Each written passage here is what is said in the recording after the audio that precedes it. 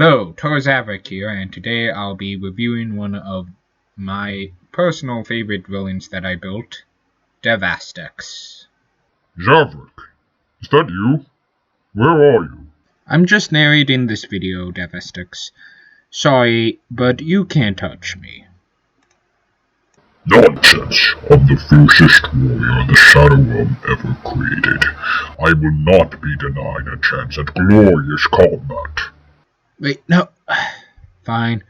I guess that gives us a chance to dive into our first section. Origin. Devastex is the ultimate Shadow Realm warrior. In the universe my M.O.C inhabit, the Shadow Realm is the ultimate prison dimension capable of holding the most evil creatures and unstoppable immortals. Devastex was born in the Shadow Realm, and so grew up surrounded by the worst of the worst. He dealt with that by becoming the fiercest warrior in the realm. After that, he somehow managed to develop the power to traverse and even escape the realm. However, the realm is his home now, and he only leaves on business, like murdering heroes or blowing up property. Inspiration and design. When building Devastex, I wanted to create a character that was a ferocious warrior, and I took inspirations from the Super Saiyans of Dragon Ball, particularly Vegeta.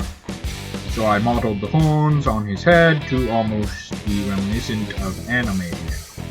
One of my favorite parts of his design is the torso, which comes complete with shoulder pads and an elegant chest.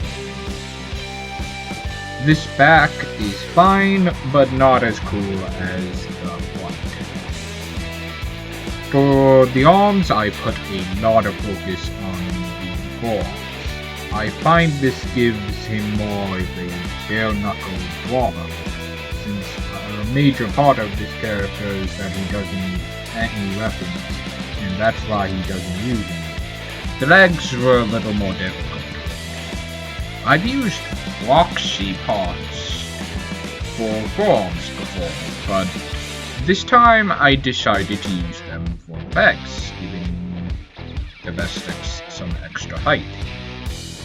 By making the legs double jointed, however, I found that not only does it let Devastex stay properly balanced, but it also lets him pull off some really good poses. Articulation. Devastex can bend his knees forward and back, sit down, and more. The arms, however, are a little more limited. When building the shoulder pads, I didn't account to how tight they were against the ball joints, and this seriously limits his articulation, to the point that the highest he can lift each arm is a dual facepalm. Look at how upset he looks. His big, beefy hands do let him wiggle his fingers and grab things. Like people's skulls and rip them clean off their torsos. Devastex, can we please keep the casualties for this review to a minimum? Thank you. Aw, you're no fun. Conclusion. Overall, Devastex is just an amazing figure with an amazing build, and is one of the designs I am most proud of. You better be. Devastex! How did you get in here? I have the power to traverse realms, bit for brains. Did you really think I wouldn't be able to find a narrator? Honestly, yeah. So, what now?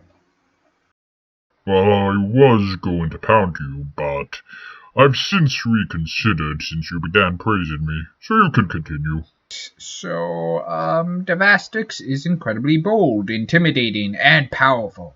He's definitely more than a match for any hero tour that crosses his way. This isn't the kind of threat you'd want to take on alone unless you're really OP or just really stupid. I still wish I could raise my arms, though.